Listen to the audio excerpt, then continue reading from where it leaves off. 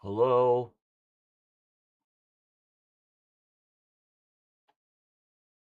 Whoa, it actually worked. Okay. But like I don't see my video.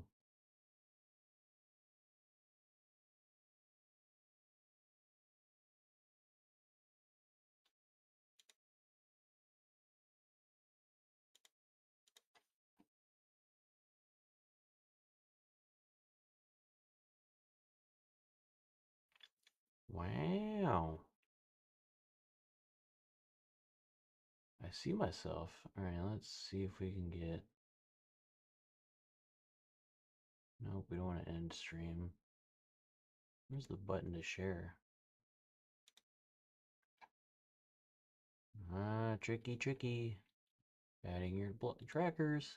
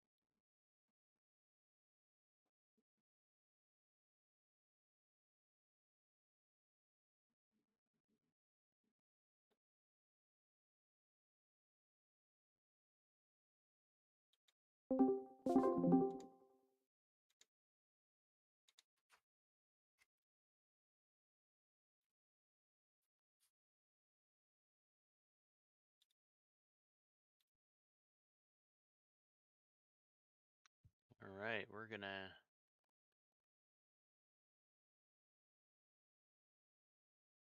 use ace. Okay.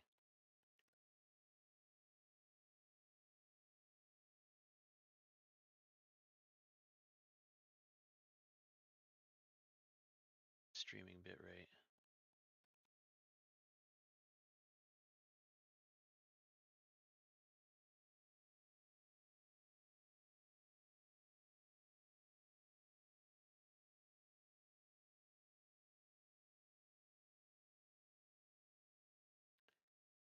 It looks fine.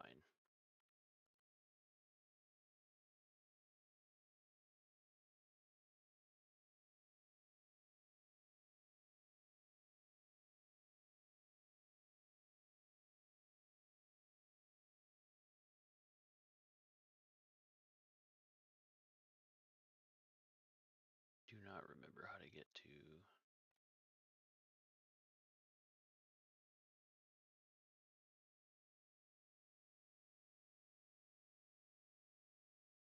my stream. Am I being recorded?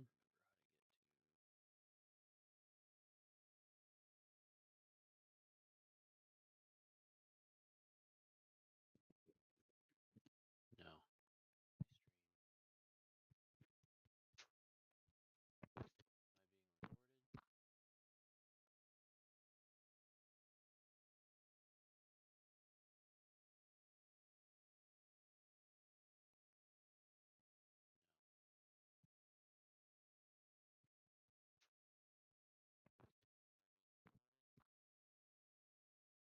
I wonder if everybody can hear me.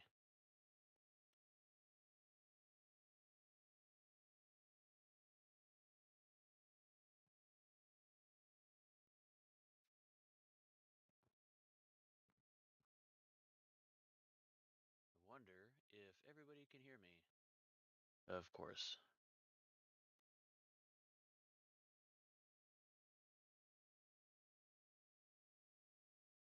Going to switch to.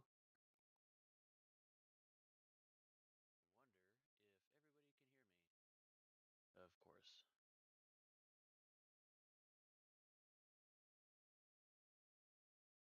Of course. Now, can you hear me? How about now?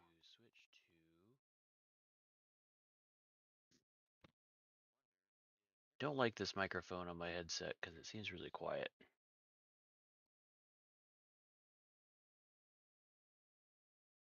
Now, can you hear me? How about now?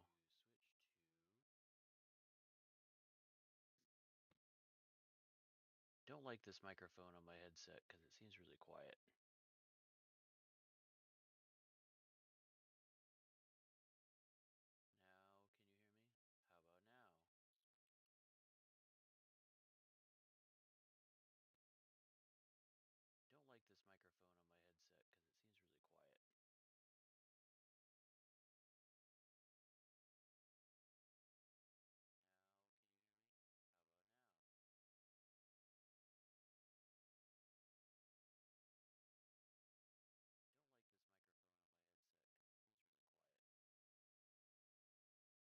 really quiet. Now, if I talk like this, does it pick me up and not get any digital reverb in my system?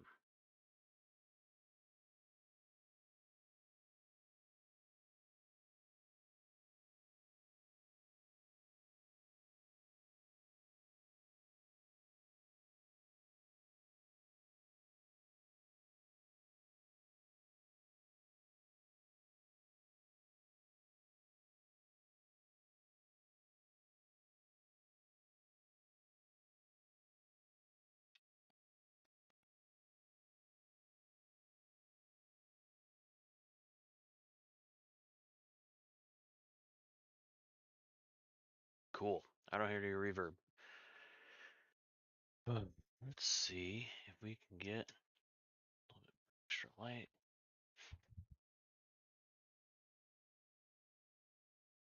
Cut down on my shadows, but it does not.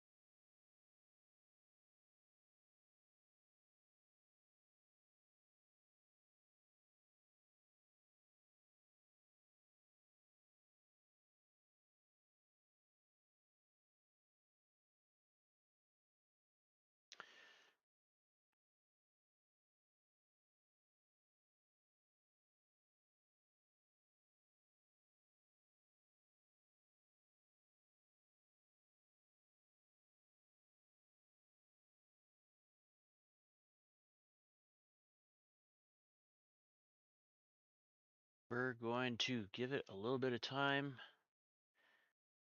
I have to use YouTube Studio to cut off the first 7 to 8 minutes.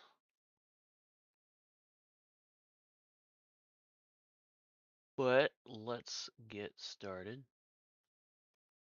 I can't hear myself over and over. I'll tell you what, man. YouTube streaming is not as intuitive or nice or as fun as Twitch streaming. I do not really enjoy streaming in general.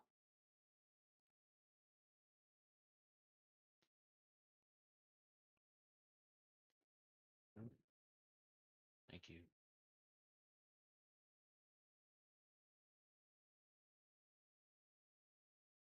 Tools I got try and be intelligent, but all they do is just get in my way 100% of the time.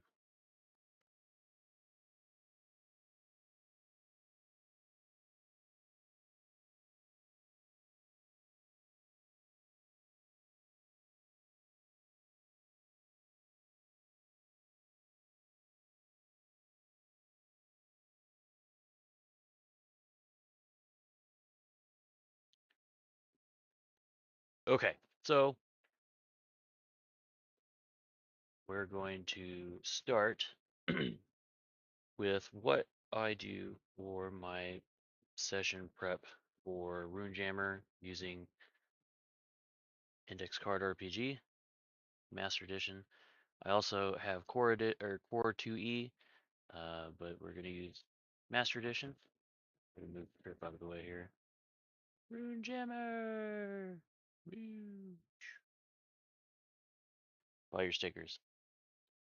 I've also got a number of other tools. We're going to put these aside for now. We've got, there he is again. We got a notebook with a pencil on the back side.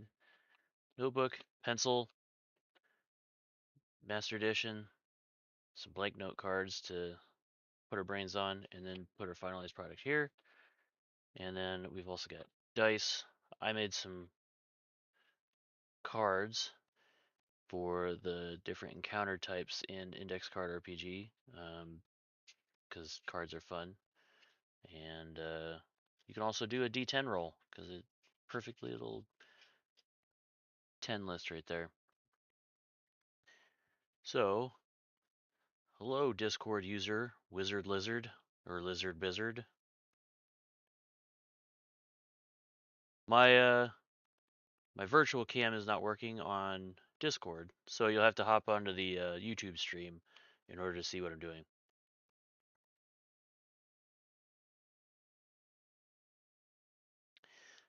All right, and can you put on some headphones or turn down the volume there? Because I can hear myself again. I hear myself through your audio. Oh, okay.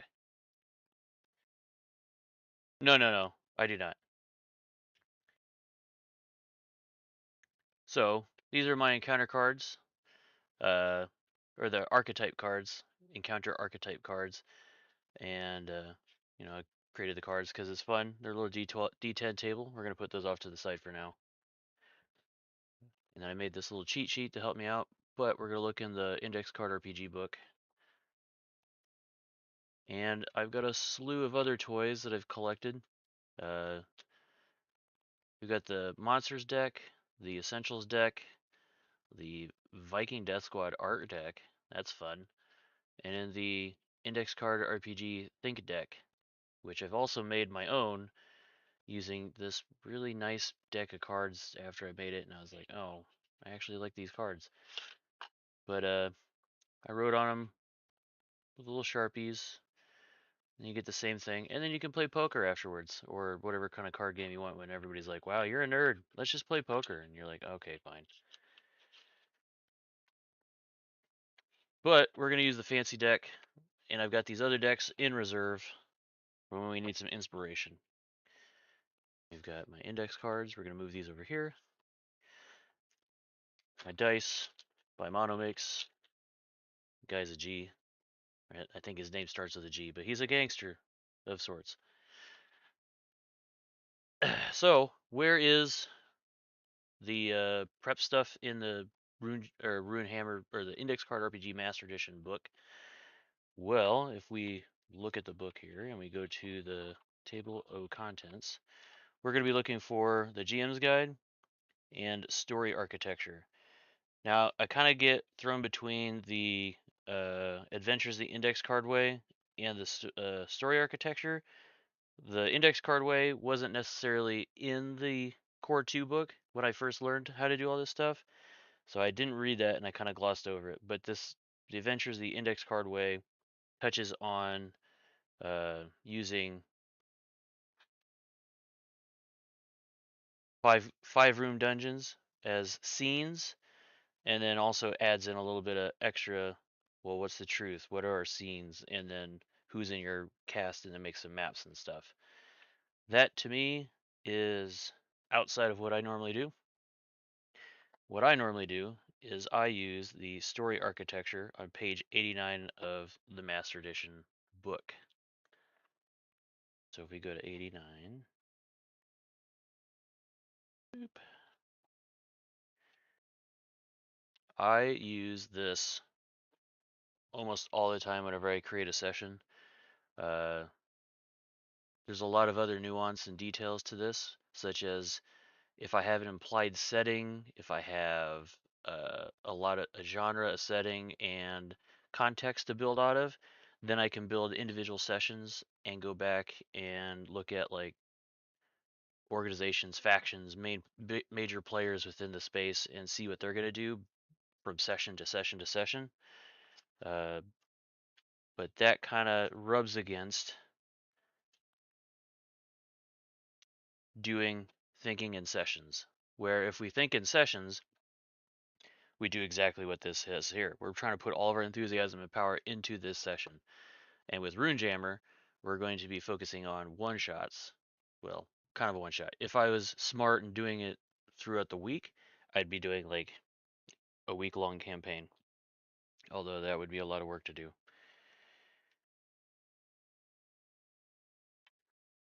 Alas, we're going to stick with this. This is pretty easy, at least for me, because that's what I've practiced.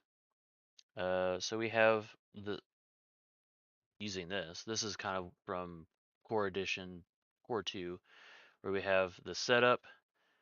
We get to wherever we're going, we meet an enemy, and then based upon the results and the player decisions, we give them kind of a binary choice of go this way or that way, and then some other content. Now this, we don't hold exactly to this, and what this is giving us is something to fall back on to feel prepared. Very similar to other methods like uh, the lazy Return of the Lazy Dungeon Master and the Lazy GM prep steps, or uh, some other methods that I've done called the spaghetti method, and where it's just like I draw concepts and different ideas, and I draw lines and meaning together, and ta-da! All of a sudden I have an adventure or a spark of adventure.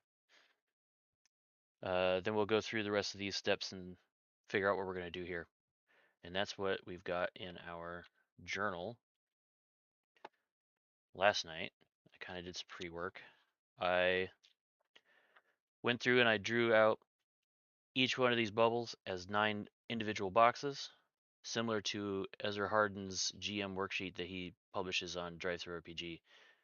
If you're needing a worksheet and you don't want to do this, go get that worksheet and print it out. But we have the setup, get there, meet the enemy, and then based upon that, we got 4 and 5, 6 and 7, our pinch point, and then our hero's return, or how they change, or what the next development in the story is. So first let's roll up. Where are we at? So starting with a 1, we need to figure out where we're at. And I don't have any decisions, since Wizard Lizard is here. I am Sigil Wizard. All right, so I've got 2 people in the stream. I've got Wizard Lizard in Discord and Sigil Wizard in the YouTube stream. Let's pick a setting based upon which is in the Index Card RPG book, and that'll inform our genre, and then we can pick some themes and stuff we'll play off of. What kind of adventure? Because I don't have I don't have a genre or a setting set up yet for this. What do you think would be fun based upon the big 5 in the Master Edition book?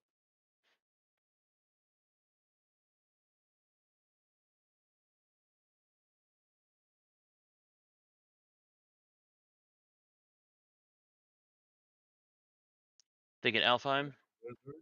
No. I mean, I don't. I mean, I think that's what Sigil Wizard wants. We'll let him pick it. Okay, so we'll do setting as Alfheim. Did I spell that right? Nope. Which means we're doing fantasy as our genre.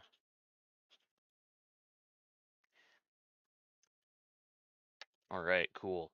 So that gives us some stuff to work with. That allows me to then take the Index Card RPG Master Edition book, and we can flip to the back and use these wonderful tables that come in bundled in with it, where we can do locations. So we have Alfheim locations, and we have Alfheim obstacles, and then Alfheim goals. This will be even easier than I thought, because I was thinking that people are going to be like, yeah, make a sci fantasy in a different galaxy where no one speaks English. And I'm like, okay, I guess so. So what am I talking about with a location, obstacle, and goal? That is part of the GM's guide, where we have to, not have to, but it helps to think of something called a log. You can kind of see it right here. You want a location, an obstacle, and a goal to work towards. So where are you starting? Where are you trying to go and get to do the mission? And what is standing in between you and achieving your goal? What kind of things? So we're going to use the tables in the back to roll up a location, obstacle, and a goal. And that's where these come in. Awesome. So we're going to start with the D20 of Alfheim locations. And if I'm going too fast, let me know and I will slow down. Because sometimes when I've done this by myself, it's hard to like talk through the process. So, oops. We have 11. A valley of dense packed foliage and underbrush, all choked in white flowered vines. So normally, I'll also write this down.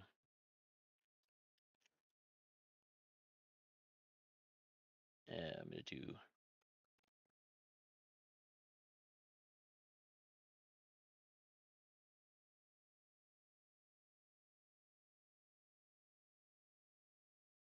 valley.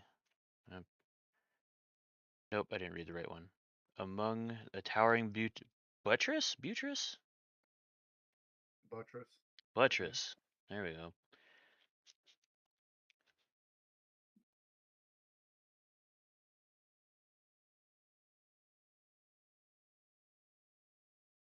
Among the. I am not familiar with what a buttress is. Isn't that like part of the castle? Buttress and arches of an abandoned abbey. uh, so don't hard code your words until you're ready to do that, because I probably need 2 lines there. So we're in a among the towering buttresses and arches of an abandoned abbey high in the mountains. So I'm getting kind of like, oh, I recently watched through Dark Souls 1, 2, and 3, and it kind of reminds me of like when you first start and you're at the prison and you have to like work your way out of the abandoned prison. So, cool. Got some like moss covered, weathered stones and other stuff in my head now. Let's figure out what my obstacle is, and then we'll see why they're standing in front of me. 8. A rune-locked door of the ancients, ever watched by the ghosts of their faithful.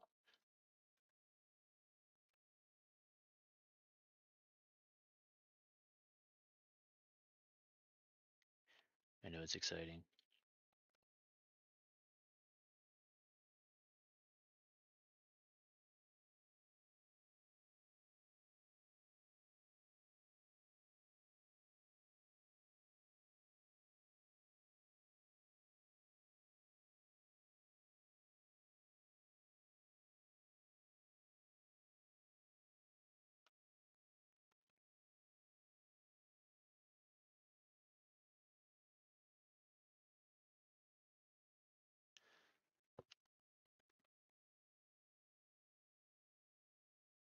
Okay. Yes, I did enable slow mode. Sorry, I probably should have disabled it. I don't know if there's a way I can disable it without having to do do do do do do do do do do do. Nope. I have to stop the stream and restart it if I want to do disable slow mode. Okay, so Judging by what we've got going on here, it sounds kind of like a dungeon-y crawl. Unless we get some inspiration and we're going to exit the Abbey and then come back with something to unlock the door. Now, why do I need to get through this door? And that's what my goals are going to be. I don't know if you can see that. That's what my goals is going to be. Why do I need to get through this rune locked door? And it's going to be 14. To seal the magic gate that holds the black castle imprisoned before Azael's hordes can escape. Oh, that's a lot of lot. Okay. Um we're gonna write that down.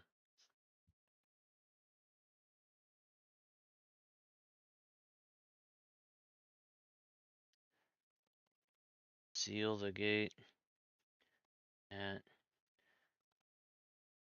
Black Castle before Zale's hordes escape. Oh boy. Okay. So just kind of like taking some random spark prompts from Mythic Game Master Emulator or other games like Iron Sword. I now have some random prompts to figure out what I'm doing. All right, so we're in an abbey covered in white or not white flowers, but we're in an abbey, an abandoned, ruined abbey, trying to seal the black castle, seal seal the magic gate that holds the black castle imprisoned, and before Azael's hordes can escape. Oh yeah. Okay, let's see here. The maze of doors. A maze of doors. I like that. Okay. Well, I look at, what's your obstacle? Getting through a door. What's your goal? Close the door.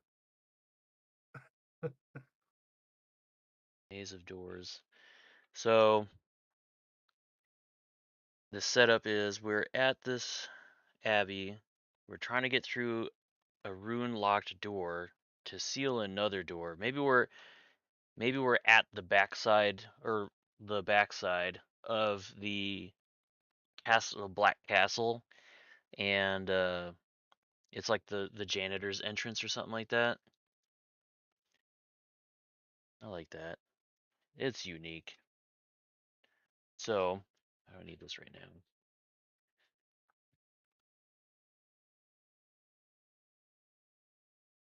Entering in the back of Black Castle.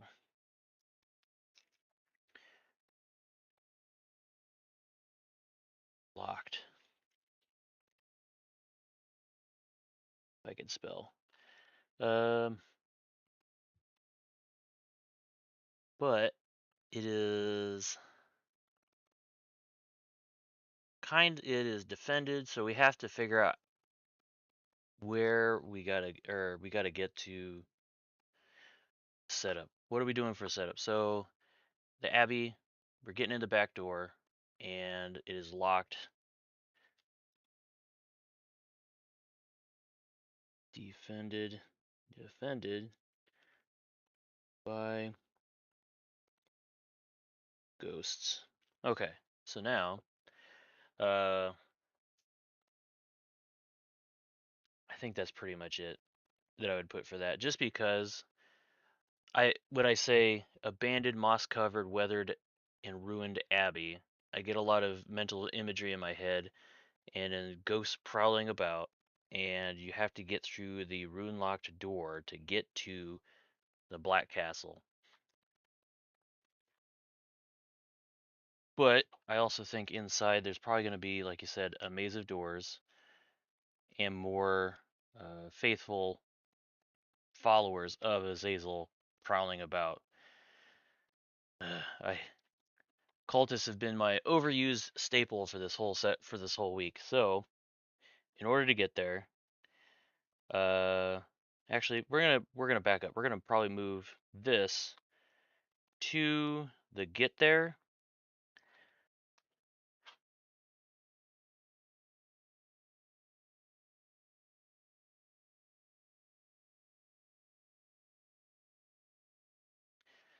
So the setup is going to be, I want kind of an action-y type thing. You're being chased by a giant. That just came in my head. What do you think? Being chased by a giant? Sure. Or we could ask the think deck. We'll come back to that when we actually need it. So my setup is going to be chased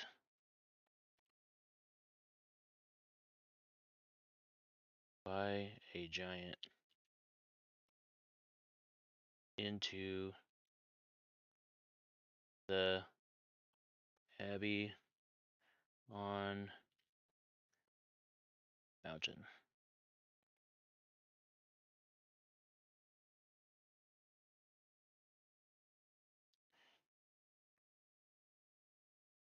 You need to enter black castle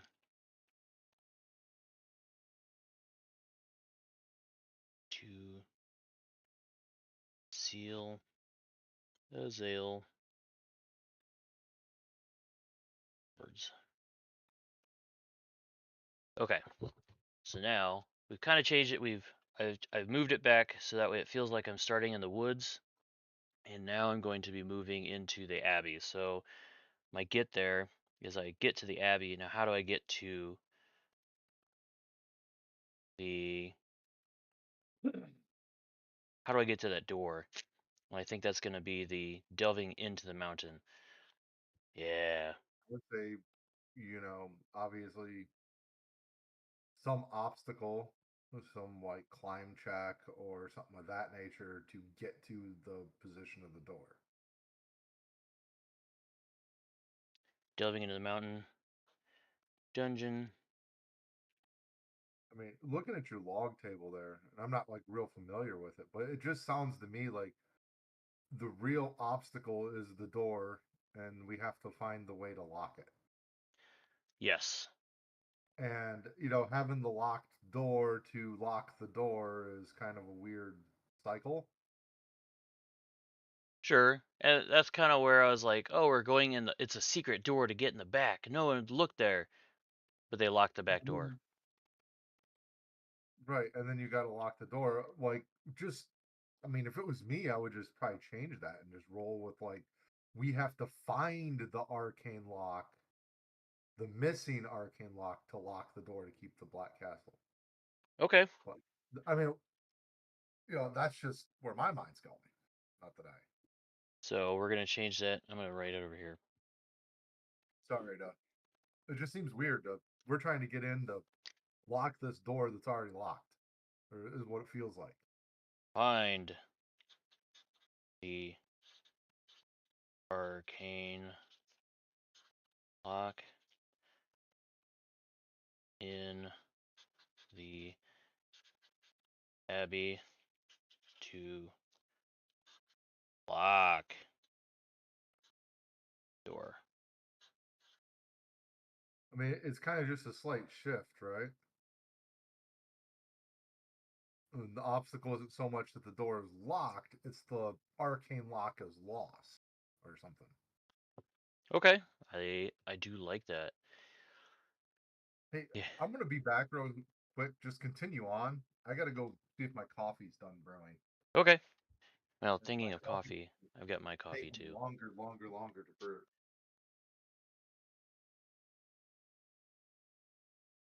Ugh, coffee. So we're going to change our goal a little bit. Find the arcane lock in the abbey to lock the door of Black Castle. And while we're being pursued by in the Abbey, it's going to be defended by the devout followers. Should the Abbey be related to Azael? Let's ask a die. We're going to say 3 or better. The Abbey is protected by followers of Azael. It is. Okay. So let's change this up again. There's my big eraser. Of course, it's at the bottom of my pencil box.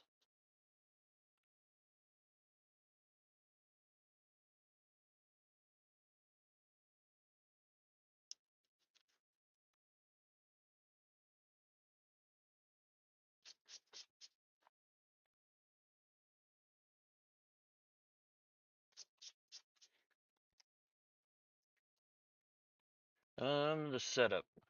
Setup.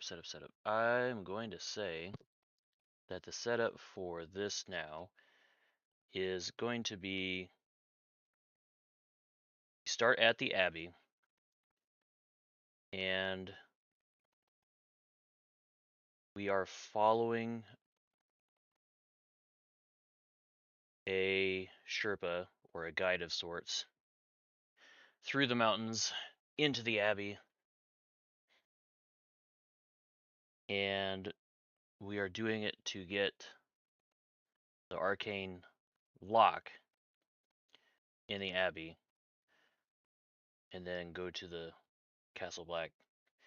So that would probably be entry, delve through the dungeon to get the arcane lock, meet the hordes of Azael, and then from there,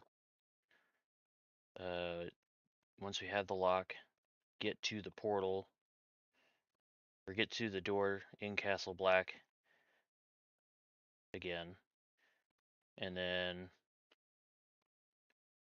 figure out how to lock it, get get a conflict in there, and then go back, and this will probably be the exit the realm of Azael. So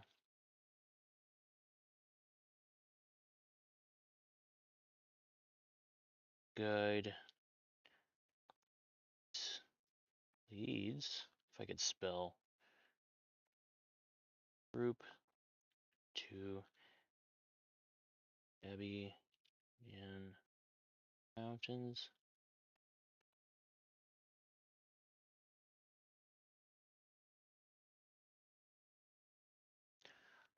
Who would be the reason why would there be? Let's ask the think deck. I'm drawing a blank here. I need a think deck thing. So we need to think of a question. The question is going to be, why is it that the Abbey has been abandoned and not reclaimed by other people? So barring any doom, we're hopefully going to pull out a 3-card draw. Obviously, because of this doorway to, the realm of Azael, the Abbey was once home to like great atrocities or some shit. Well, for the entrance part, I'm gonna say it's probably related to that, where the guide is gonna lead us up to the Abbey. So that I feel like that takes care of this one. He's probably gonna die, and then you've got 2 rounds on a timer to get through before the entrance to the Abbey crumbles and you are locked into the Abbey in the dungeon or die.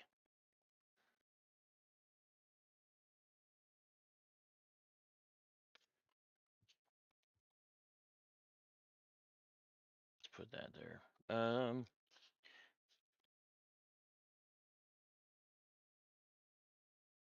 Collapsing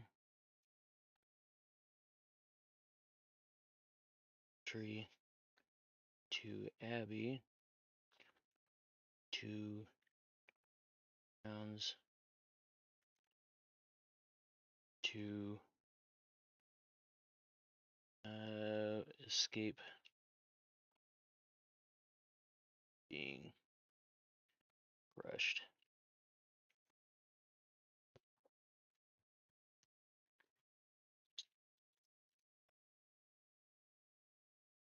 So now we're in the long dock of Borea.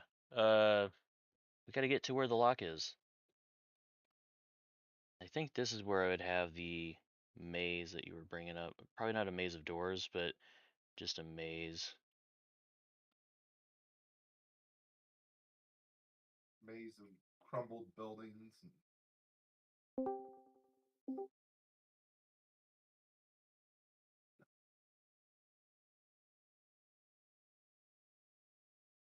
Hello, Sigil Wizard. I just got all the wizards. I got all the wizards. The wizards. Just want to say right now, like, I was a little away from the computer, so I couldn't say it. That sometimes a lock isn't necessarily meant to keep someone from getting in. Sometimes it's meant to keep someone or something from getting out. So maybe that is why it was abandoned. That's a good idea. So we could have them get the lock, or meet some of the defenders of the abbey. So like some of the ghosts and stuff. Once they get through the passage and get some traps out of the way, or work through some obstacles. Meet the defenders of the abbey, but then the conundrum of the problem is either they can take the seal or leave the seal, or figure out how to copy it or something like that, Well, and then that becomes part of our other issue. do we meet the enemy within the maze, and then the enemy, if let's say we meet the occupants, and if the players talk to the occupants, they might be able to get them to lead them through the maze. Ah, that'd be a good Where idea. if they have like a confrontation with them, they lose that opportunity.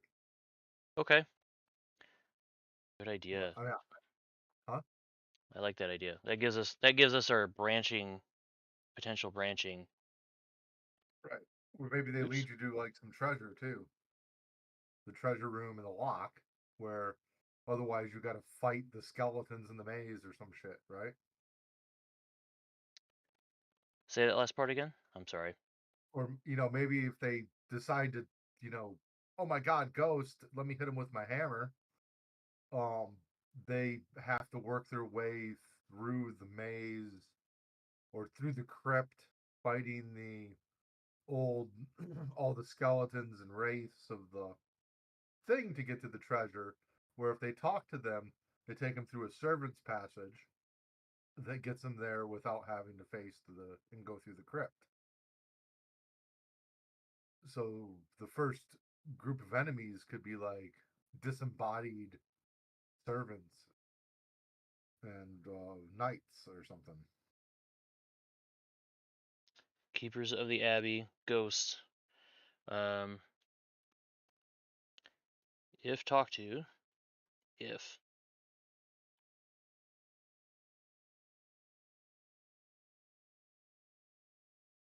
I would just say if hostile, if friendly. shown respect, lead sees to treasure and seal.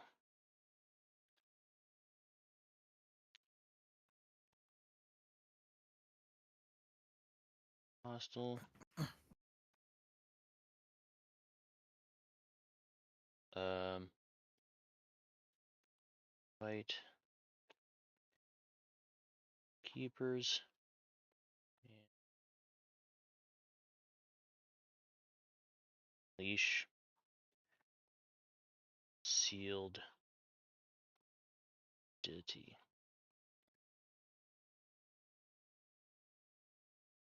Yeah,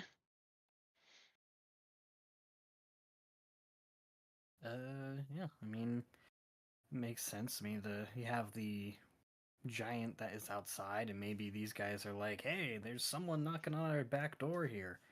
Um, and it's big and it's ugly.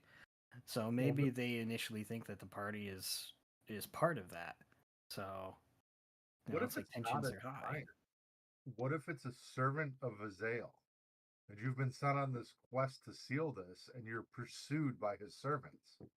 What a twist. Ooh.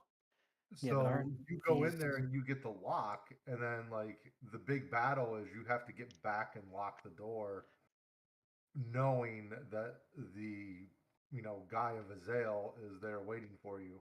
I like that. So it would be the twist of the guide is a follower of Azael, and actually the keepers of the abbey, if you talk to them, they'll tell you don't break the seal.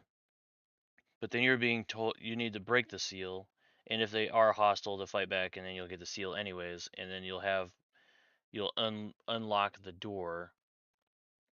Where if you talk to them, you'll know that something is behind it, and then if you just crack open the seal, then you've unleashed whatever's behind it. Right. Something like that.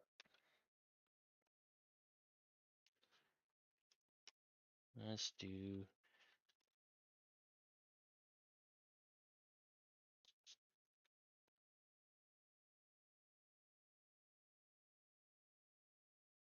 guide is really follower of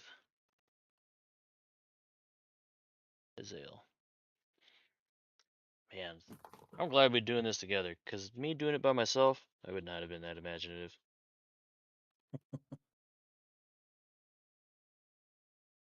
This is why I like collaborative storytelling rather than me trying to write a novel. I mean, that's the way I generally run. Like I haven't done much with like log tables and things of that nature. Way more on the cuff or off the cuff, whatever. So, the guide once in, Keepers of the Abbey want to keep it sealed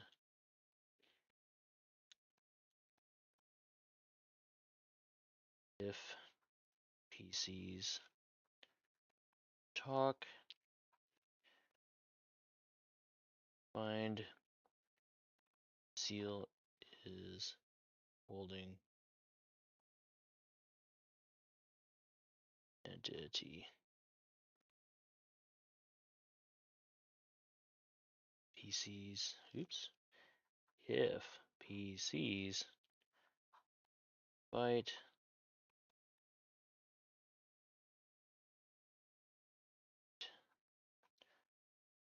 back, and then the branching was if they if they talk, they get to the part of the matter where they have to figure out how to get the seal without releasing or minimizing the damage from the entity, or maybe there's another ritual. Would you say another ritual, or figuring out how to copy the seal? I'd say it requires a sacrifice from a player. Ooh, like what kind of a sacrifice? Because HP is just a little too easy to get back, I would say. So Not if you reduce it permanently. But I probably would be like, if you were to go with that, it would be like a sacrifice of maybe the mind. So it's like reduce either intelligence, wisdom, or charisma by one. or okay, just leave it up to the players that they have to reduce a single stat by 2 or or something. all rolls with a given stat are done by hard or something like that. Yeah, either one of those, like, and just let them choose and then narrate their sacrifice, which either they can do or you can do as a GM. Like, I'm like, all right, it requires a sacrifice a bodily sacrifice of you. Reduce one of your tributes always rolls hard or whatever.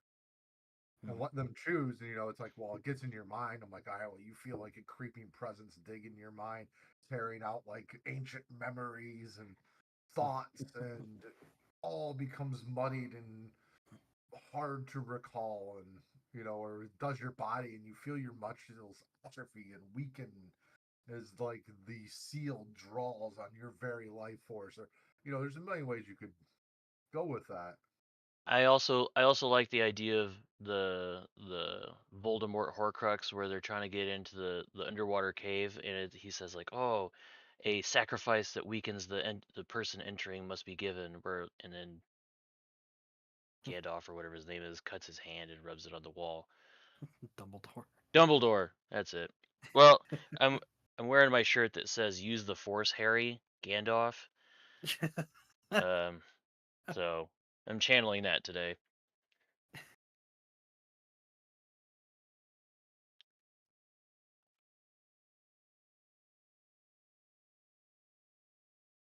To get the seal, species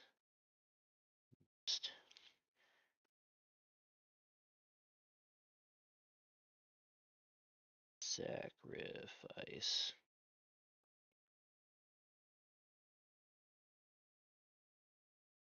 Roll hard, always hard, or something else. I mean, I think something like that, you need a little bit of wiggle room because you never know how it's going to play out when you throw it at the characters. Sure. They might have some really badass, awesome idea for a sacrifice that you just have to go with. I'll tell you here, and I'm sure all of you know because you're all GMs too. Players usually have way cooler ideas than you come up with. Yeah, because I'm thinking it's like if I were to play as a mage character, I could sacrifice one of my spells, like permanently Ooh. lose it. So that would kind of play into something that I like to do with mages with the spell burn, where like it's roll to cast, but if you failed your roll, you can either spend HP to cast it, or strike it from your memory for the day to successfully cast it, Mhm. and then just like, oh, sacrifice the roll to cast so you get one cast, or you have to spend large amounts of HP to cast it or something. I don't know. Or That's just pretty fun. be a real dick about it and say, all right, roll me 4d6. Oof. That's how much HP it costs. No, roll 4d6. That's how many times you can cast spells before the seal is broke. Ooh, Oh, that's fun. Like for like the campaign. So if Uh, you cast too many, like you bring a new evil in and shit just gets bad. that's interesting. Actually, that's very interesting.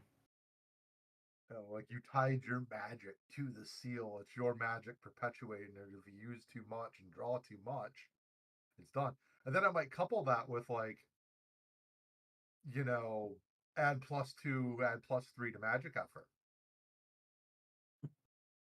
Right. So like your spells are a little more powerful even Mm, because of the connection to the seal, but you're kind of drawing from it as well. it's not a bad idea. I like that. And that's just so my GM brain you were throwing saying something out. you were saying after you do the 46, that's many times you get to cast spells. What happens afterwards? Either the seal breaks or you lose magic, or The seal breaks and seal it breaks. opens up. It's like you lose those bonuses and the seal breaks. So yeah. Right. You've drained the seal. It's let out this crazy evil into the world. It just puts that, oh God, now I'm a magic character and I gotta think about how I'm gonna use my magic. I can't just go fling spells at everything. Which is fun sometimes. I mean, and you got to like do something like give them more magic, or as a GM, give them some other options or ways to mitigate that. quest to find ways to mitigate that. Things of Yeah. that nature. I Mhm. that is cool, but I think that it's going beyond the scope of a A 3-hour one adventure shot. in 3-hour adventure in RuneJammer. No, you just mentioned that, and that's just like he mentioned the magic, and I'm like, yeah, man, that's cool. And here's what I would have done as a GM. I like that idea though. I might try and use that for my actual group that I run games for. So, if they let's go the opposite direction here. So we've done if they talk to the dudes, talk to the keepers and they do their sacrifice. Whereas if they go down here and they fight they fought the ghosts instead of talking to them, uh now what is the core of the problem is they've unleashed. I feel like I would switch that around just because of the heart of the matter and the worse than they thought, where they unleash the monster. Whereas this one, they have to do the sacrifice and then get the figure out how to do the thing without breaking the seal. Does that make sense? Sure. So we're gonna flop that around. Ugh. Sometimes doing this on paper kind of sucks, especially when you hard code your sections. Just drop flippy arrows. No, you're right. Dang it. It's already halfway gone. There. So now the actual heart of the matter is if they fought they fought the keepers. Uh, taking seal breaks the restraint.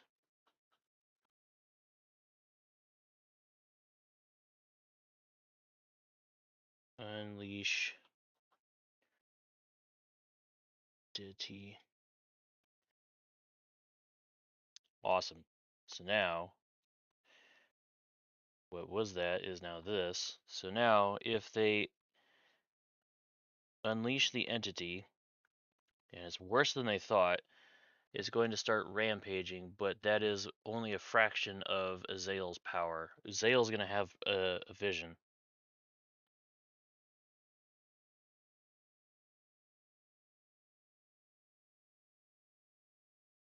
Zale's gonna have a vision. Well, he's not going to have a vision. He's going to project himself to the PCs and be like, "Thank you. That is only a fraction of my power. Now be witness to this." Projects to PCs.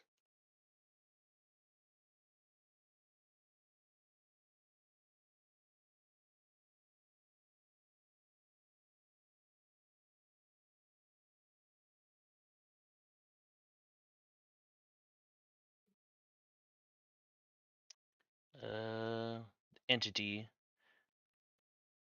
using, well, I'll come back to that. So, So is this like an entity you're fighting to get the door closed? no, this is just a repercussion for opening the door or getting the seal.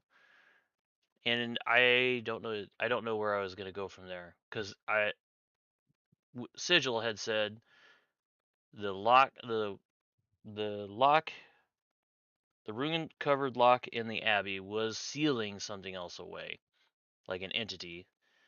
And then when you take that, it's kind of a double-edged thing where either you do the sacrifice or you unleash the entity. And if you unleash the entity, my goal or plan was that it would be wreaking havoc and then essentially give you a timer, like 15 rounds, and you have to get to seal the door before the countryside of Alfheim is destroyed. 15 is an awful lot of time. Well, I mean that did cover what 3-4 or 3 hours in Orvald's Tower. Let's do 10 rounds. Oh, I think it depends on how far it is back to the door. Yeah, it's like, do they have to get to the door first? What if it just unleashes an entity that doesn't attack them but just appears to flee? And then when you get to the end boss to lock the door, the entity is there bolstering those forces. That's a good thought. I like that because that brings in reoccurring NPCs and enemies and stuff.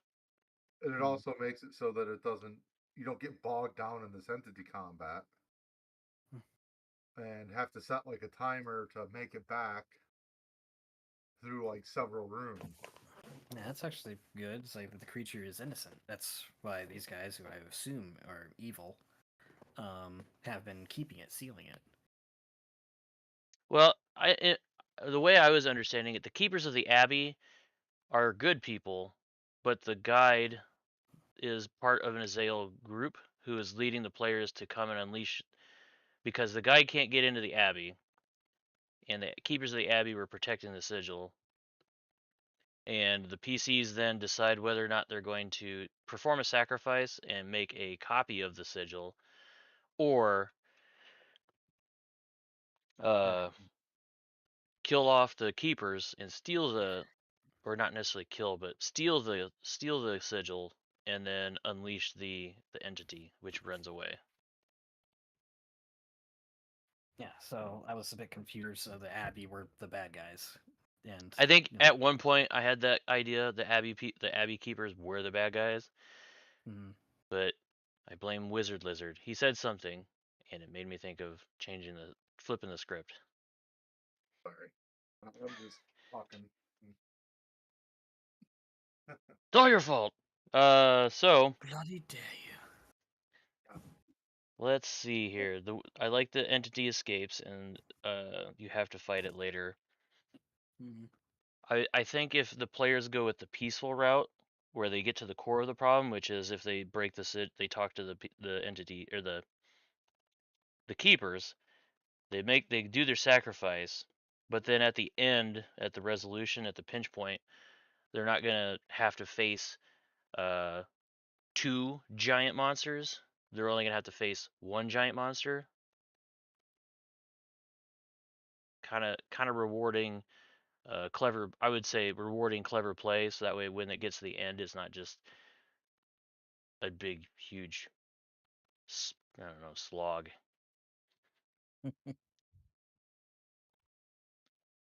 So, the core of the problem. I'd say the entities escaping and going back to the thing is the worse than they thought. Yeah, I think so. Okay.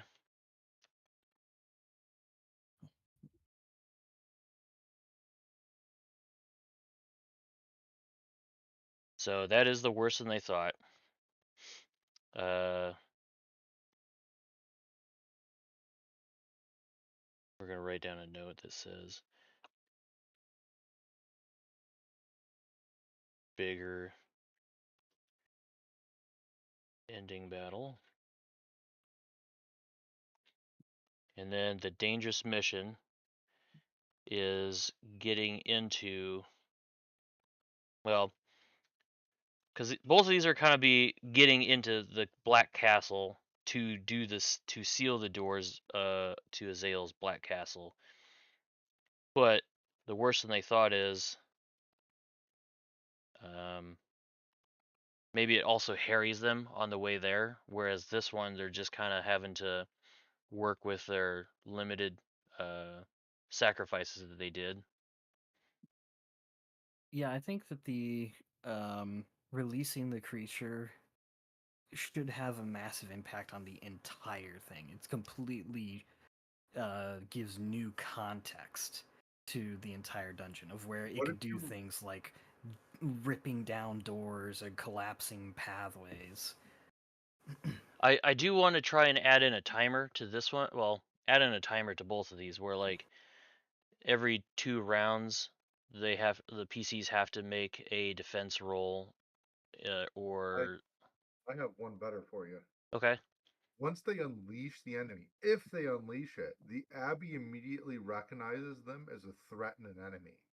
Mm. And you start having timers for skeletons and wraiths of the dead Abbey members to show up and harry them on their way. Yeah. Okay, and that would be the worse than they thought because they did fight Right. and break the seal. Mm-hmm.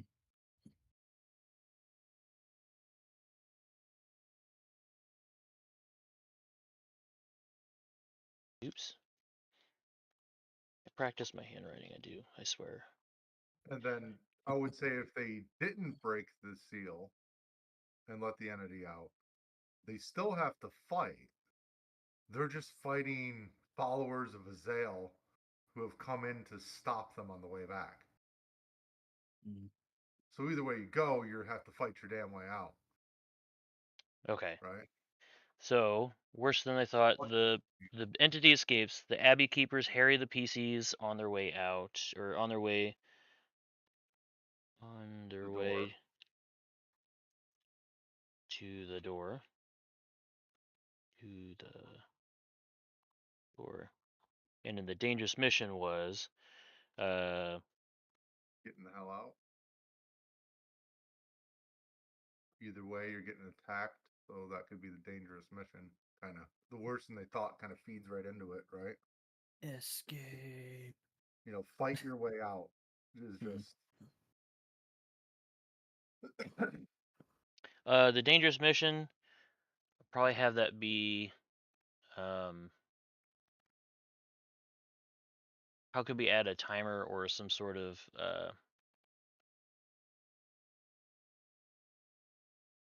like what I would would say make it? you. I would say you had two timers. One, once you are on your way out, you know, let the players know, give them that time limit, that direct time limit of here's how you get out, and then pressure them with enemies the whole way. Mm. We're gonna say 4 rounds to get out, unless you guys think otherwise. I have no idea Yeah, without a that's a good minute time. how long it might take. Max out the timer on one, the other one roll for it. And then what was the second timer? Enemies along the way just continually showing up to harry you. Either way you go. So reinforcements. Right. And that could be like the Abbey trying to fight you because you release the enemy. It could be followers of Azael stopping you, but I think like you need to have a fighting retreat out of here just to wear you down a little bit before you run into that, end battle there. Mm-hmm. Like the build up for it, right? You're running out, and bam, now we're in the shit. Yep. Well, I wouldn't say that they're escaping. What they're doing is they're going further into the abbey where there's another, or like the door to the castle Black Castle. But then I would say that there's creatures and you know things of Azael that are like have been seeping through the door that is cracked. And we'll call that one this one with the cracked door because they broke it open. Timer E4.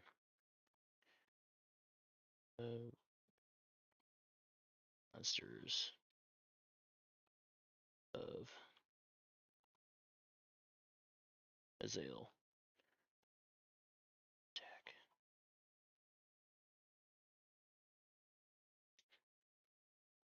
Like Reinforcements. I said, that would be completely dependent on what the characters did at this point, right? Sure. And If they, all of this all of this isn't Sarcosant. We're not going to hold to it entirely. It's more of ideas of, well, nothing makes sense to me. What can I fall back to? right, right. Like like I said, the like if I was going to do it, it'd be the if they worked with the Abbey and all that, then it's the monsters of Azael that have been trickling out that they're fighting. If they just slaughtered the Abbey, it would be Abbey guys like standing up the whole time, being like, "You are our enemy. Why would you unleash this evil?" And then just go attack them, just so that there feels to be that weight of the consequence of just murdering the Abbey people. right off because they looked like ghosts. Mm. Yeah, because I don't know, that's fun, I guess. That makes sense. Yeah. What is dead may never die. I've been finding myself recently, like when I play, I usually try and like circumvent any kind of combat encounter with parlay. And it's definitely frustrating for people who are like, "No, I had a combat plan." Okay, well, monsters of Azale Because they attack. look like spiders doesn't mean I kill them right away. No, I get you.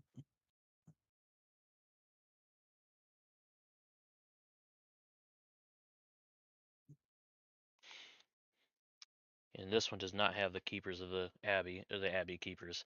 So, as they funnel in further, this is where they get into castle or Black Castle, and they have to find the door.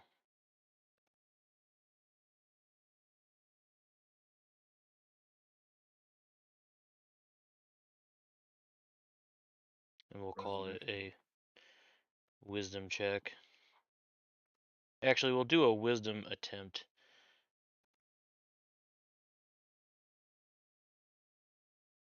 That way it kind of plays into like, oh, you're making progress as you find it. And then we'll do a 10 D. heart. Nope, go ahead. Are you just doing like 10 hearts of effort to find the door or how to seal it? 10 hearts?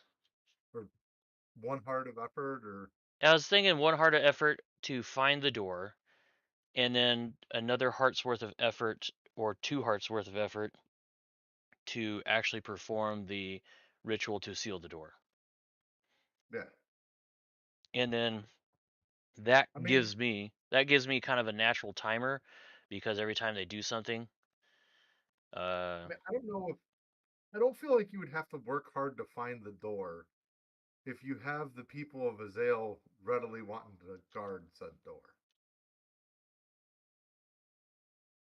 I just, if for me, maybe make it like a 3 heart ritual or put the door like across the, courtyard that you have to take a couple turns to even get to, and enemies between you and it. okay, we'll do a 3 heart ritual, and it will be split between 3 different locations. So it's 1 heart per location. Do you split the party and make it go faster, or do you stay together? Right, right. And if you split the party, you might get, isolated with the monsters and have somebody go down and yeah.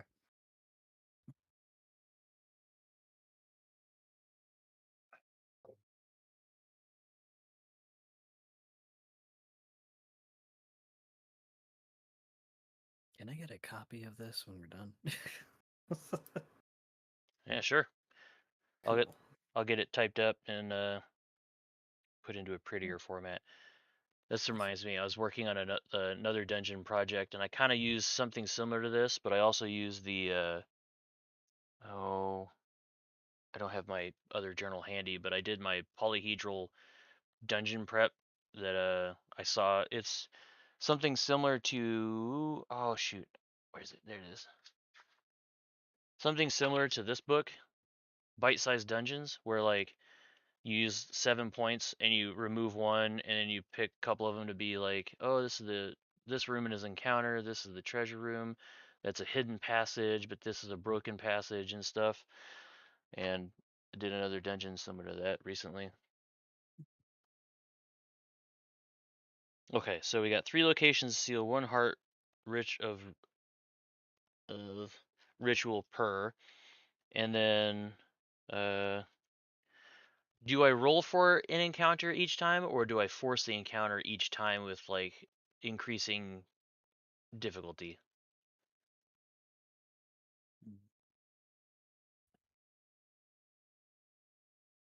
What do you mean? So Each like time. each time a character does, or each time it comes back to the GM after a round, I would send off like a group 1 heart's worth of cultists, and then another time it'd be two big bruisers, and then the next time it'd be like the 2 big bruisers and one of the entities, if they maybe 1 or 2 of the entities if they decided to unleash it, or if they kept it sealed by doing the sacrifice, and then just escalating danger and damage. I mean, you could have it just be a rollable table for Is that. this every round? That was the thing I did. If it was gonna be every round, I'm used to doing like a 1 and 6 or a 2 and 6, and then adding it up so it's like 1 and 6, 2 and 6, 3 and 6, 4 and 6 until it's, hey, 6th round you have an encounter. Otherwise, if 6 rounds, because I'm thinking like if they're doing the ritual, there might be 2 to 3 caster people or magic-y people who are just making this go really fast, and then it just kind of fizzles out at the end. So I want to try and get the danger and the damage up front. I would say, if we're talking entities, maybe there's always one of the entities at the door. If they release the one, there's 2 entities at the door. And each round, the entities mutate, Mm. either getting new weapons, a new attack, more HP, Okay. like double move. So each round you roll on a table like a tactics almost, that gives them like D6 different things that just boosts those entities. Yeah, that's not a bad idea too. It's like there's some kind of aspect or multiple aspects that change. Right. Like maybe they So, get an extra like arm, or they grow like a scything talon on an arm, or mhm. you know, the they grow like some poison stinger. I mean, I would just do like a D6 table of cool shit that happens with some of them being healing, some of them being like, extra movement, Mhm. you know, could even be magical entities adding effort to one of the things. You know what I'm Mhm. Okay. talking? So that, for the viewers who are watching this in the future who wanted to actually see a workshop and not just a bunch of guys talking. So the Master Edition, well, I don't think it's in Core 2, but it's more in Master Edition, where if you go into the monster section, eventually,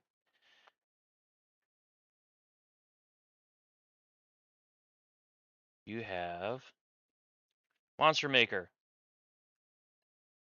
So this would definitely be, I think this would definitely be a tier 4 monster, or maybe a tier 3. Maybe starting off as like a tier. It's got the stats of like a tier 3, but starts off at a tier 2, and then eventually, as it evolves and mutates, gets more abilities like multiple attacks, traps them, picks them up, and like tries to crush them, or paralyzes them so they can't use, or they're stuck for like a round and they can't do anything, or yeah, not just lots of actions, but like I like the mutate with to grab them, a claw to destroy gear, and then A scream that makes all rolls hard. And a yeah, frighten. frighten Okay. them. Yeah. Yeah, I mean, I could. Yeah, So now we're gonna stat up our big baddie. So what would we call this entity? Shadow of Hell. I mean, I don't know. The That's a shadow good of idea. hell. Shadow of Azale. There Yeah, you go.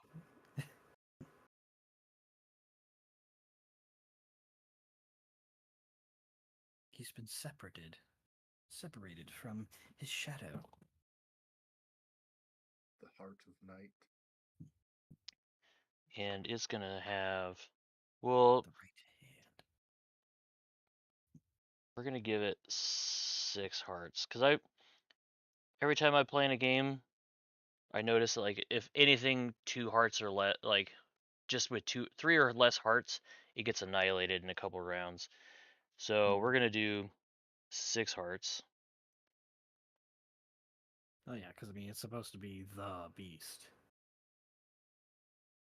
6 hearts. 2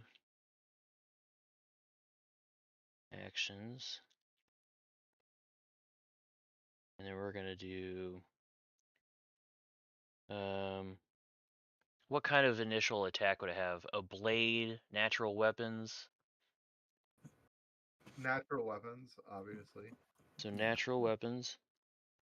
I would say like maybe a D6 that explodes. That really isn't that great. Let's go with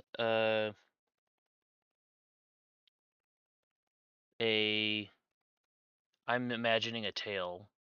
So let's do a claw attack and a stomp.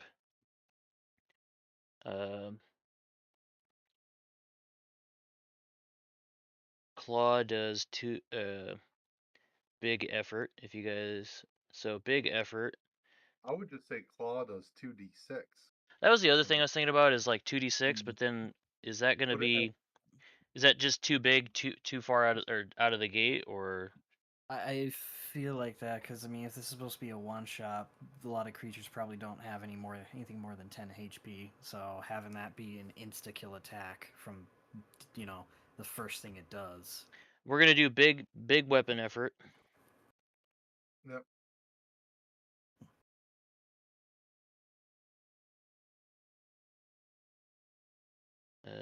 We're gonna say WT, and then a stomp.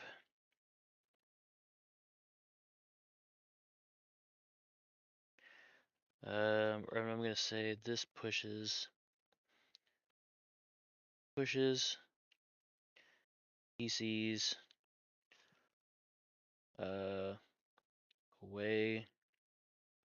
away, whatever, away,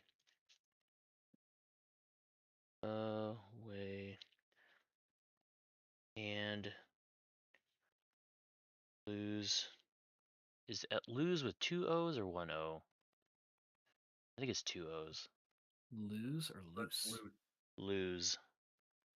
LOSE. Yep, LOSE. Lose movement for 1 round. Or what if they're knocked prone on a fail dex save? I'm gonna keep this, but I'm gonna add that dex save and then knock prone and lose movement. So stomp, dex. That could actually be one of its mutations, like Thunder Stomp. So dex save, pushes PCs away. Well, we'll say knocks the PCs down.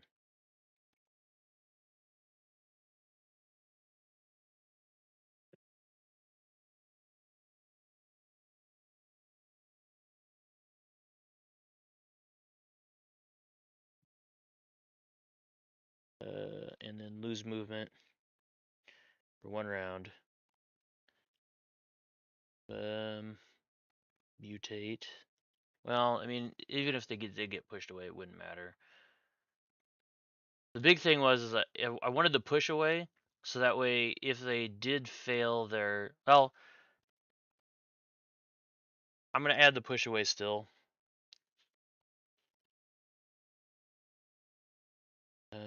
Dex save. Push away.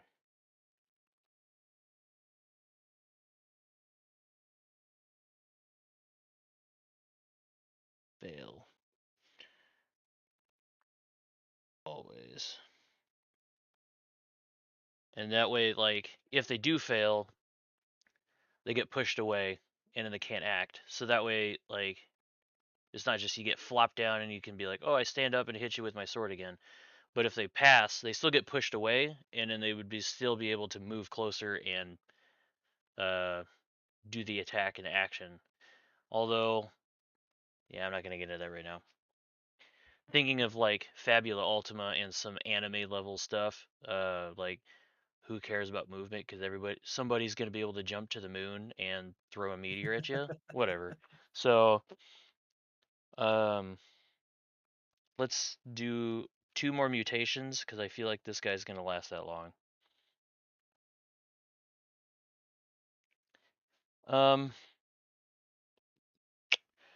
Let's say this guy does have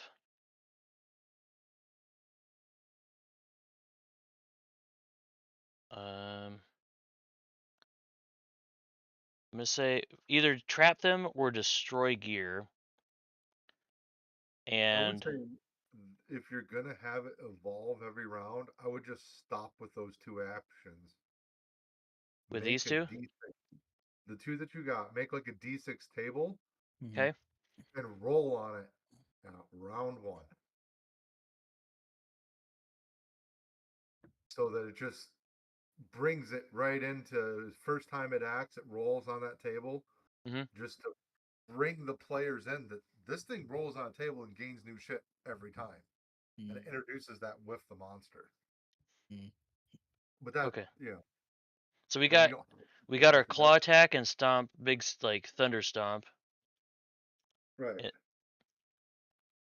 With 6 hearts, that's still pretty scary, right? yeah, Big Oh yeah. weapon, that's still pretty scary. And then if it gets another attack or ability each time a die is rolled, or each turn it has, it's kind of terrifying. okay. I'm gonna add the trap them, and then if they do get trapped, would it be like grabbed or like almost creating terrain wherever that was? I saw that somewhere in here. Like creating like a dirt trap, and then they have to work their way out of it. Well, I would just start with the D6 table, and I would put like regenerate on there.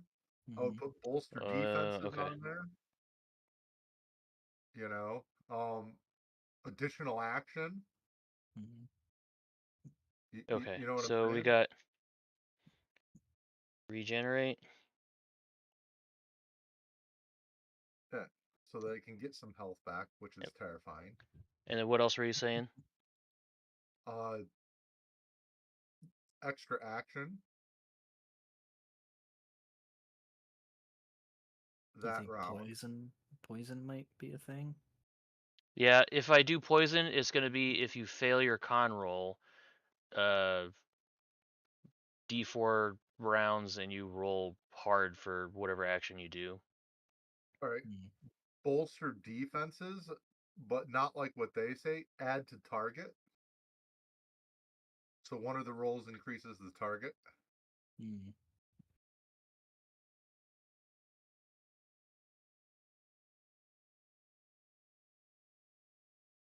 I'd rate target, but I'm running out of paper space. Okay. Uh, number 5.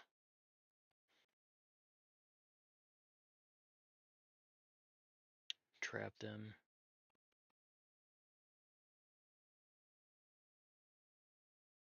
Um, Then I would say like a screech that makes all player rolls hard, Mm. including the ones to do the thingamajig. Mm.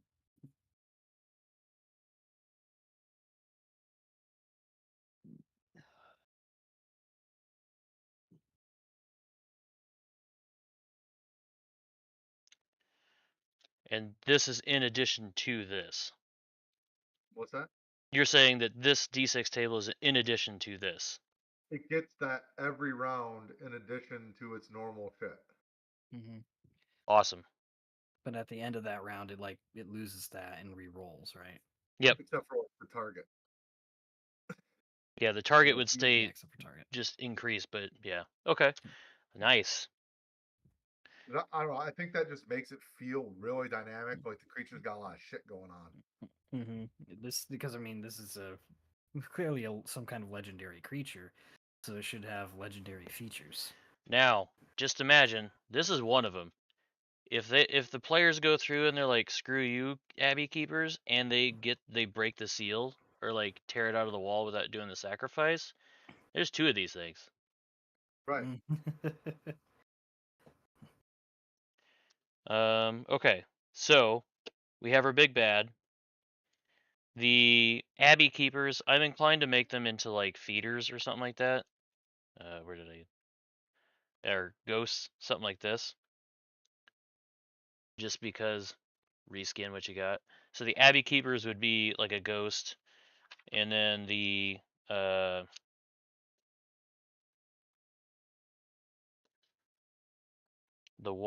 Sherpa, the guy that brings them up, I think would probably be something similar to like a feeder.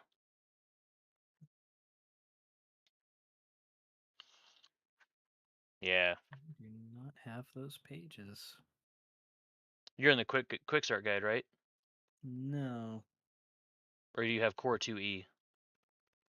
I have core. It's Master Edition. Really? 1.3. I think it's because like the very first I got first edition like when it came out, and I've since seen that there were updates for it. It's like, yeah, it's like there's a whole bunch of stuff like worlds, magic, parts of monsters, and even parts of Oh, tables just completely blanked out. so you're rocking the white cover, the white jacket book, huh? Uh, for the PDF, sure. I guess Yeah, so. Yeah. you're rocking the white cover PDF. That is missing a lot of stuff because it went from that to Core 2E to this. This is technically Index Card RPG 3rd edition, Mm.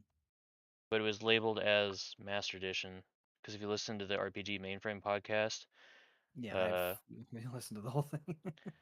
he was talking about making ICRPG version 3 and then it turned into Master Edition. Okay. So I think the guide is a feeder. The keepers are ghosts.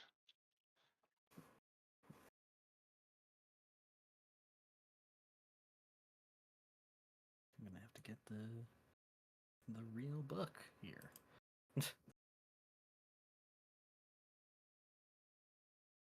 You don't need it. It's all good. I like to have stuff. I mean, me too. I've got like whole piles of shelves and stuff. I just don't know if. I guess it's nice to have more ICRPG stuff because it's statted like ICRPG, but I think if I was going to get a book just for a few pages, I'd just grab a whole different book with new ideas and then just be able to stat that shit like it's ICRPG. Well, To stat if you ICRPG, have this table, you can totally use something like the monster overhaul or the creature compendium by D.E.W. I forget who made it, but it's like the D.E.W. GM's creature compendium. There's also the Black Hack creature something or other. There's a whole bunch of stuff, and then just like take that and convert whatever's in there to these if you're inclined to, or you can do what we just did right here and just be awesome. right? I just don't think it's that hard to convert monsters, and the biggest thing with monsters is like the cool and interesting ideas. Yep. Mm. That to me, so that I could probably talk about for hours is like monster conversion. When people are like, I don't know how to convert monsters, I'm like, take the cool thing that they got, and then you take the average damage in your system for this is pretty well defined in effort categories, and then just apply that. I was Right. I was talking to someone else about that, and I'm like, okay, yeah, we can do that in ICRPG, and they're like, but I feel like it's not as powerful. I'm like, okay, reset your expectations from rolling 20d6 to 1d6, but then you also realize your hit points are a fraction of probably what you got there, and you're not working through stun pools, you're not working through body points and different things like that. Right. Mm. I don't know. In almost every system, I end up building my own monsters anyway. Yep. That Yeah, was I've been pretty much doing that too. once I learned how the attack value matrix works in old school essentials and how ascending and descending armor class worked, that opened Mhm. up my eyes to how to make monsters for all of the Worlds Without Number, Stars Without Number, Godbound, all that stuff, as well as old school essentials. And then looking at like the progression of Dungeons and Dragons, I'm like, all of this makes sense until you get to third edition, and then the numbers just go, who cares? Mhm. uh, so a lot of that has helped my improv or like my ability to make monsters like make monsters. And I also bought Forge of Foes by the Lazy Game Masters. Forge of Foes by Sly Flourish. Fantastic book. I thought it So, would be too 5e motivated. so what? I thought it would be too focused in the 5e, but Well, I it can is. definitely. It's 5e motivated, and I like the ideas that it has in it, where it's like you pick your CR, it gives you the average damage and like pick one or two abilities from my chart, and then you roll a d10 to give your damage a little bit of wibbly wobbly flexy room, Yeah. which Oh I no, think is cool. I'm probably good. I try to stay away from 5e anymore. Well, yes, I do now too, but regardless, I got that book because I do have Oh some no, friends. I got some I friends that are still like, I want to play 5e, and I'm like, ugh, come on, okay, fine, but look at my shelf of other things that I got. We could totally try. All right, so we got our big bad guy who could be one or two. We got the Abbey Keepers, the guide. Um, what kind? Well, so for the monsters that are harrying the players as they try and escape, D4 monster attacks of Azael, would we just make those into basic one heart, D6, no bonuses or anything like that? Oh, yeah, I mean, they would just be the something like that. Yeah. Mookies, right? Oh, that'd be a good idea. Mookies. We could totally do the 1 HP Mookies and stuff like that. Hmm. They're just So a pushing force. what I did on Monday and Tuesday, or Monday and Sunday, was I made a bunch of minions or Mookies, and those guys were essentially a 2 hearts worth of, or 1 to 2 hearts worth of minions. And as you did damage, you took out minions and stuff, and the more that you reduced them, the less that their bonuses would be and the less effort they would do. So I I think I would do a D10's worth of minions each round, and then, or well, I think I'd stick to D20. So D20 minions, minions of the Zale, D20, um, weapon tool, F, F, Full F. 1 HP per. Cool. All right. So once the players have successfully or died trying, what should our return, homecoming, or venture back? What should that be for this? They've got to the temple, or they got to the abbey, did their decisions, pinch pointed down to sealing the door. What kind of thing do they? Ooh, I have recently come into the idea, or another idea, of playing an Eberron game where I had this cool idea where like the GM was telling us we were doing stuff, but then the one of the planes had come in, but it was like once every 30 years, and the mission had gone sideways, and I was like, oh man, what if we get stuck on this plane and we have to go planes hopping? And then it didn't work out like that. But what if instead of just going back through the abbey, now they have to get out through the different planes and like venture out?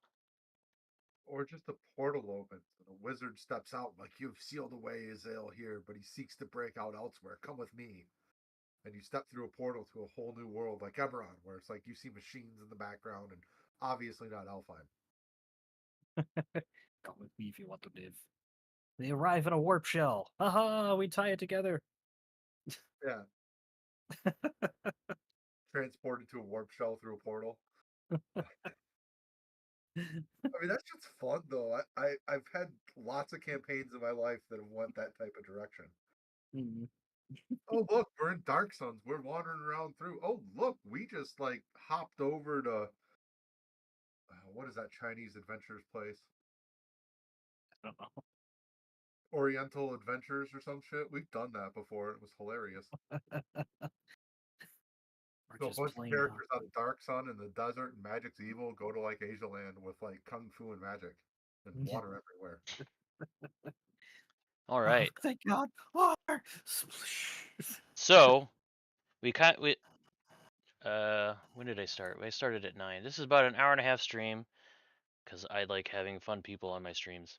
So we started off with the basics, or I'm gonna call it the basics. We started off with we picked our genre or setting called Alfheim, which informed our setting of fantasy to start off with. No hints there.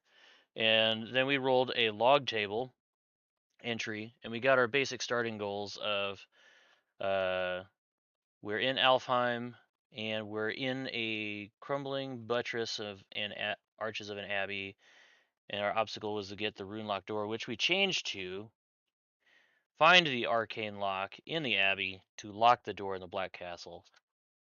And then we used the Runehammer story architecture, and we followed the process here of going through and coming up with potential fallback or helpful ideas during the session to get to our pinch point resolution, and then potentially set up follow-up adventures if I was to do this for a group or like a continual group. You know what's really funny is I've never really done much with the log tables before, but I was setting up the Crown and Skull West marches I'm trying to get going, and I made like a field guide with like some taverns and rumors that players make their own adventure seeds. And I just realized I recreated log tables, sort of. I Check mean, it out. I if you dropped it in the link. if you think about it, yeah, that is kind of like a log table. It's your starting location, so where are you hearing the rumors? The rumors can turn into goals, which are like quests, side quests, and whatever. And then Well, there's no, the way I always have it, someone in the middle. I have four parts of a rumor: a location, a target, a threat, and expected renown. So you added rewards. Okay. Well, the expected renown in this system is like, yes, it's rewards, but it also tells you the danger level of the potential thing. And that's not for Rathless. This was for Crown and Skull, right? Yeah, no, this is for the Crown and Skull. I'm trying to get a West Marches campaign going. Okay. So there's like, I've got the little thing here. There's like forces that you get. There's like a higher level meta of getting enough people and getting people in the North Holds to come and stop the crazy. Okay. Now from spreading, so you get like armies and forces that you control on the map. My overhead arm is waving too much. Up. Sick. Okay. So I think with this, I'm good. For you, Sigil, I'll type it up and share it out. Thank you. Appreciate it. But this is my session, and this is the control panel. I would hopefully not be having to look at this too much, and only look at the little bits that we got here for our monsters, maybe some extra notes or hints for during the session. But ultimately, this is what I would do for a session. And then, given that we have our implied setting of Alfheim,